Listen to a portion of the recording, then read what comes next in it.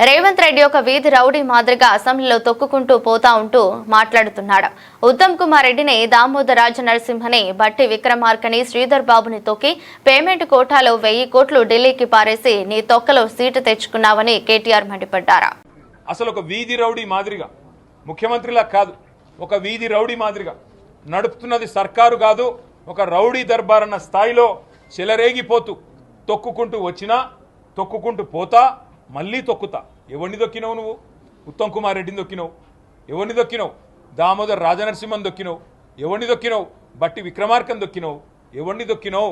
శ్రీధర్ బాబుని దొక్కినవు. పాత కాంగ్రెస్ వాళ్ళందరినీ తొక్కి పేమెంట్ కోటాలో 1000 కోట్లు ఢిల్లీకి బాడేసి నీ తొక్కలో సీటు తెచ్చుకున్నావు.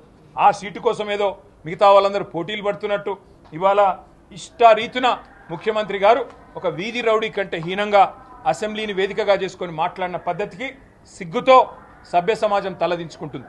ఆయన ఒక వీధి రౌడీలాగా మాట్లాడిన మాటలకు తప్పకుండా బేషరతుగా క్షమాపణ చెప్పాలి. లేకపోతే ఆ స్పీకర్ గారికి ఏమన్నా కనీసం ఒక 1% అన్నా